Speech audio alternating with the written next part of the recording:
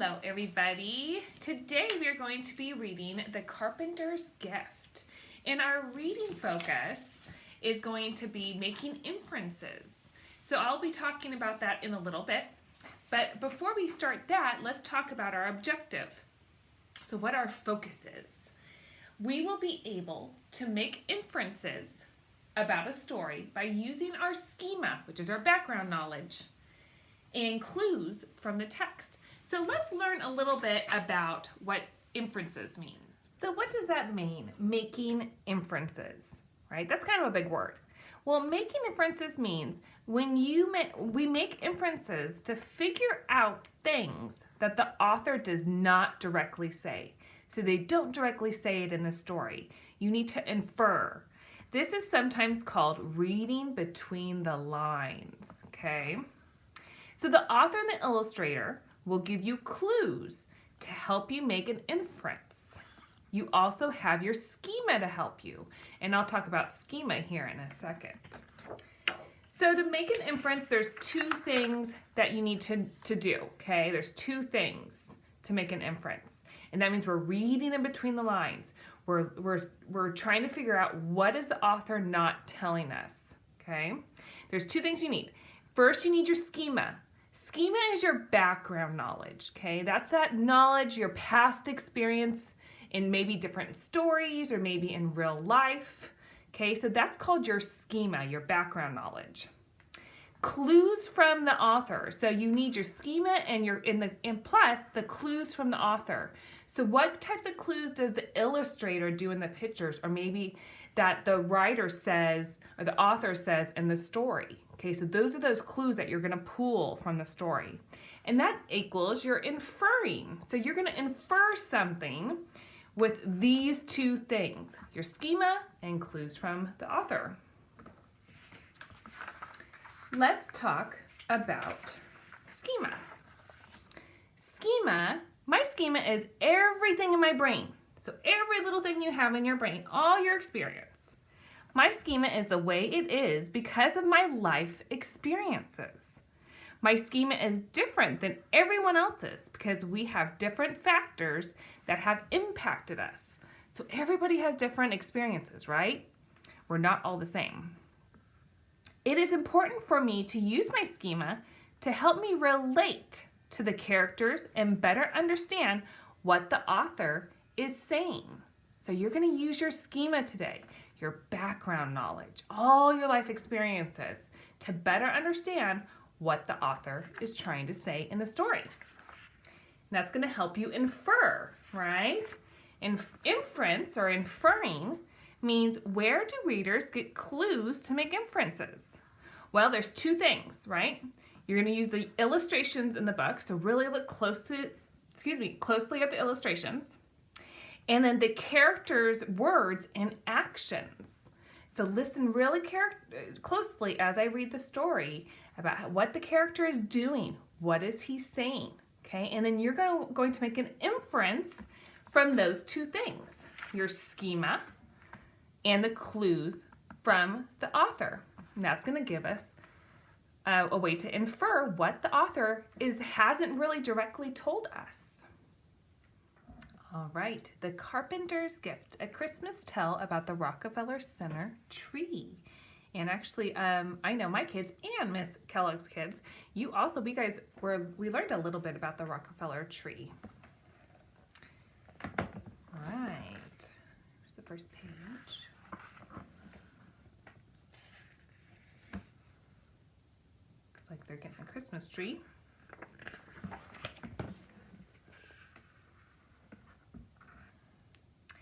Nearly a lifetime had passed, but Henry could still remember what it felt like to wake up in the old shack, especially during wintertime. There he is. In those days, the Great Depression gripped the country, and like many people, Henry's parents were out of work. They couldn't afford coal for the stove or warm blankets for the beds. So young Henry usually woke up with a shiver, but he didn't complain, because it was nobody's fault. Instead, he visited warm places in his mind.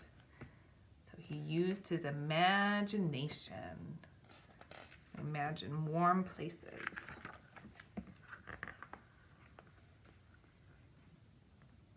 One day in 1931, actually the day before Christmas, Henry was reading a book when he heard the loud toot-toot of a car horn. He opened the front door and saw his father behind the wheel of a borrowed truck. "Go for a ride, Sparky?" his father shouted over a rumbling engine. "You bet!" Henry shouted back and raced inside to get his coat. Riding in any sort of car was a special treat for Henry, not to be missed. Soon he was sitting beside his father, nose pressed to the window glass. And there he is in the car.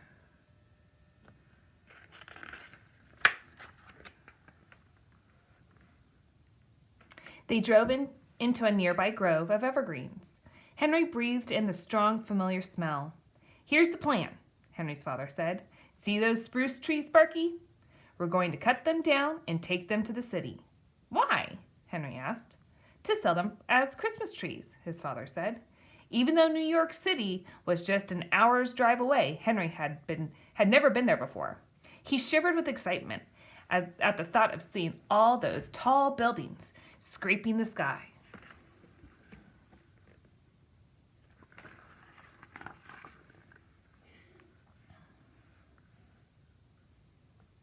When Henry and his father reached Midtown Manhattan, they began looking for a place to park and unload. Driving down Fifth Avenue, they found a good spot next to the construction site. "Mind if I set up here?" Henry's father asked a worker. The man looked them over. It didn't take him long to figure out that Henry's father was down on his luck. "No problem," the man said. "I'll give you a hand. My name's Frank." Then he turned around and called, "Hey, Mikey, Polly, help me out here." Oh, that was nice of them. For the rest of the afternoon, Henry and his father sold trees to passerbys. By the end of the day, they had earned enough money to make the trip a success. "We should be getting home now," Henry's father said as the sun set behind a tall building. "What about the rest of the trees?" Henry asked. "I thought we'd give them to Frank and the other fellows." Henry nodded in agreement. The best presents are the ones you don't expect, he thought. There he is. That was really nice of him to give him the trees.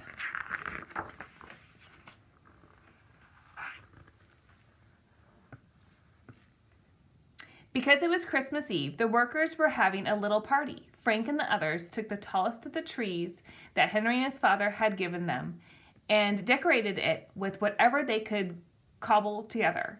Paper garlands, cranberry threaded onto string, and even a few shiny tin cans. Henry added an ornament of his own, made of newspaper, but he folded it into a star. In the background, he could hear his father talking with Frank about grown-up things, the hard times for Henry's family, the shack in which they lived. But Henry didn't want to think about those things. He just wanted to look at the most marvelous Christmas tree he had ever seen. Pretty cool. I'm going to make a little inference here. I'm wondering if this is the first Rockefeller tree, just based on my background knowledge of what I've read before.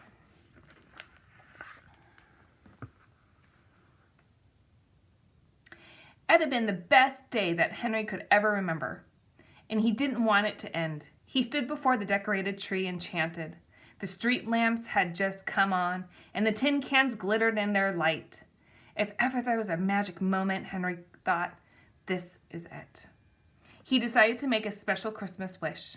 He wished that one day his family would live in a nice, warm house. Oh, that's a good wish.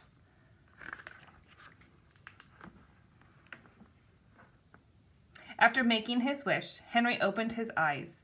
His gaze fell on a pine cone lying on the ground. He picked it up and was turning it over in his hands when he felt his father's grip on his shoulders. "Time to go, Sparky," his father said. Henry stuffed the pine cone in his pocket, said goodnight to the workers, and walked with his father back to the truck.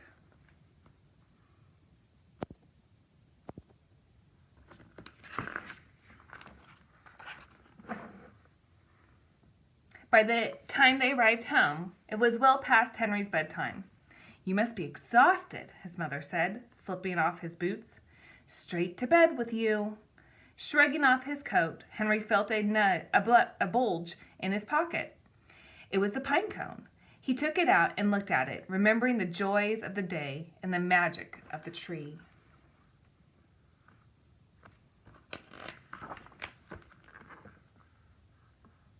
The next morning, Henry's parents let him sleep late. In fact, it was well past 8 when the toot-toot of several car horns woke him. Rushing to the window, he saw 3 trucks pulling up outside. All were loaded with lumber and other building supplies. At the wheel of the first truck was Frank, and behind him was the Rockefeller Center workers. What were they doing so far from the city on Christmas morning? Oh. I wonder what they were doing. I'm going to infer, based on my schema, my background knowledge, and the pictures in the book and what the author said, that they might be coming to help him and his family, because they're having hard times.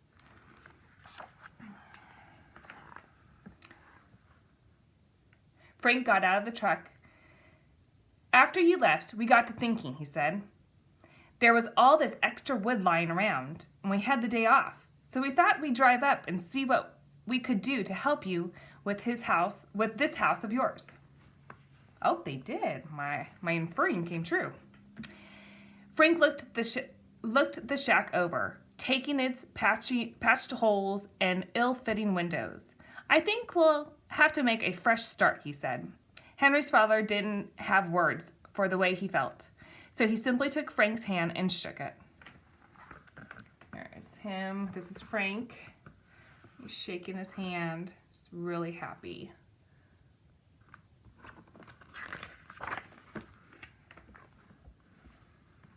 Oh, before I even read, based on the pictures, I think they might be building them a new house. That is very nice. The sound of sawing and hammering traveled far enough that Christmas morning for Henry's neighbors to wonder what was going on. A few walked over, saw the new house going up, and spread the word. By mid-afternoon, a dozen more people were pitching in. As the house took shape, Frank called Henry over. "See those boards?" he said, pointing to the stack of cedar. "We're going to use them to trim the windows, but they've got nails to them. I need you to pull the nails off." Henry moved to fetch the boards, but Frank called him back. Digging into the toolbox, he handed Henry an old claw hammer. "You'll be needing this," Frank said. By nightfall, the frame of the new house was nearly done. By week's end, it had a roof. Soon enough, it was ready for Henry and his family to move in. Oh, I see that Henry got put to work too.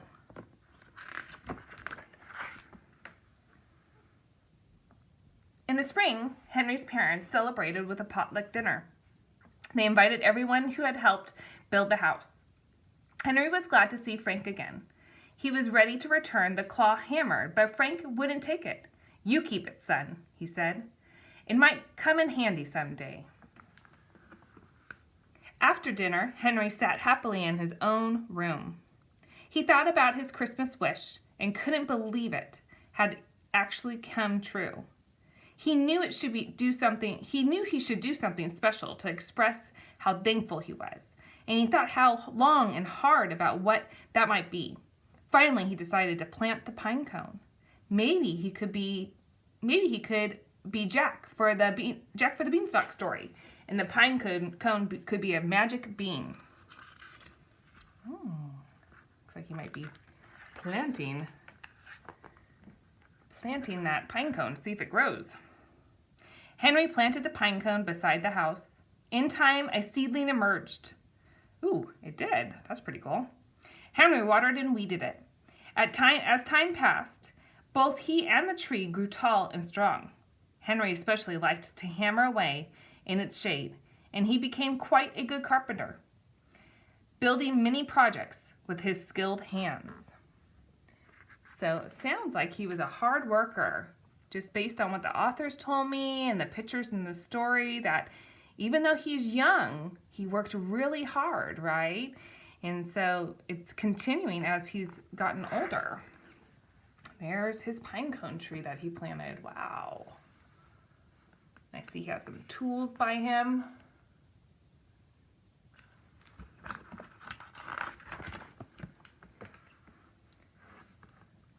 As Henry grew up, however, he became busy with other things. He got married, moved away, and had a family. Most summers, though, he returned to visit his parents. On lazy days, he sat beneath the tree with his son, teaching him how to build things with the old claw hammer. So now he's passing down this hard work ethic to his family, to his son. As he got even older, Henry sometimes wondered where the time went. One day, he was a young boy waking up with a shiver. The next, he was an old man living alone. Not needing a big place anymore, he decided to move back into the house where he had grown up.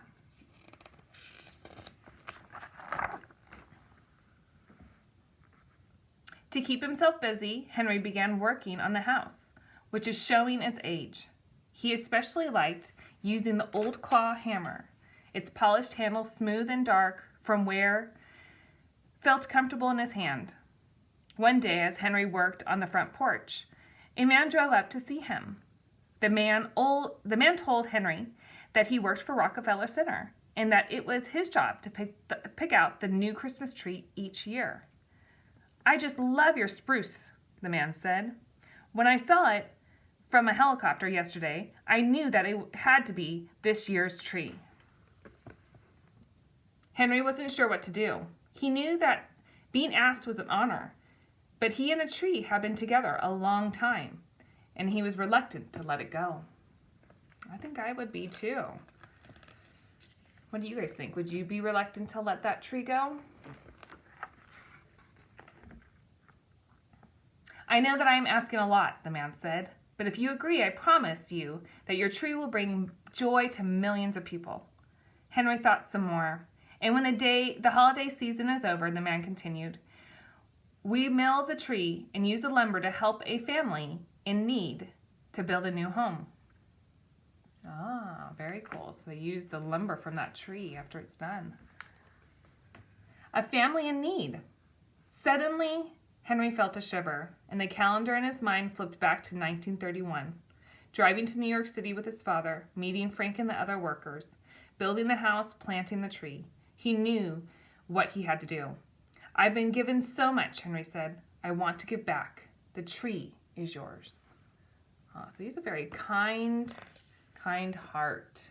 So even though the author doesn't state that he has a kind heart, I'm inferring that he has a kind heart based on his actions throughout the story and what he does, and my background knowledge of what it means to be a kind person.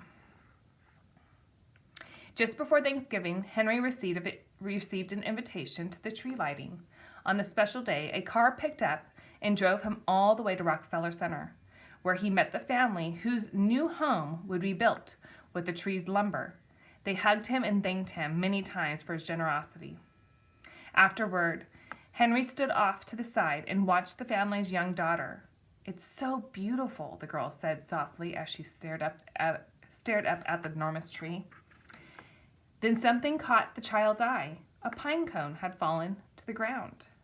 Picked it up, she turned it over and in her hand before stuffing it into her pocket. If ever there was a magic moment, Henry thought this was it.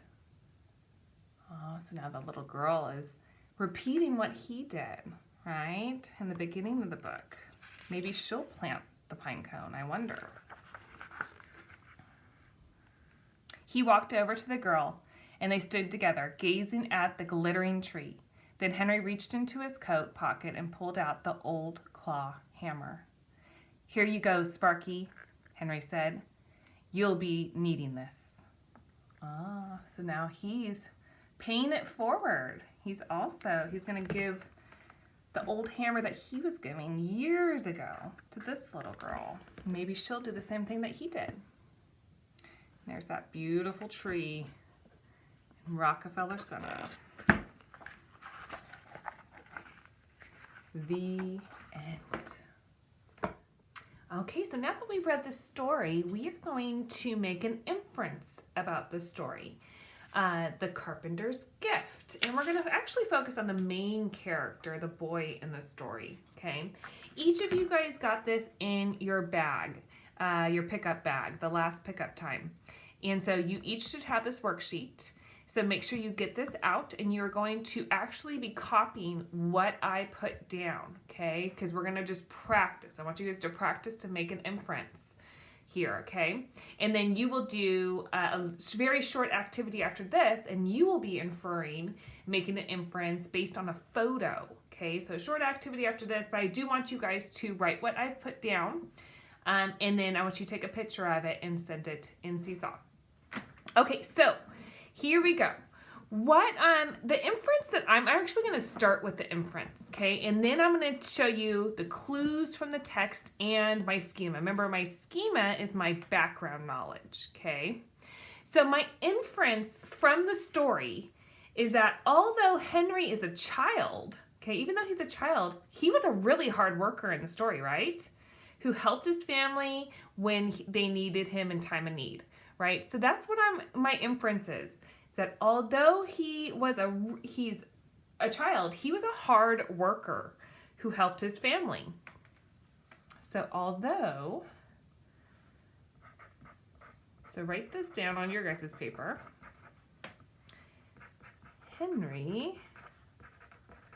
was a child. He is a hard worker who helps his family.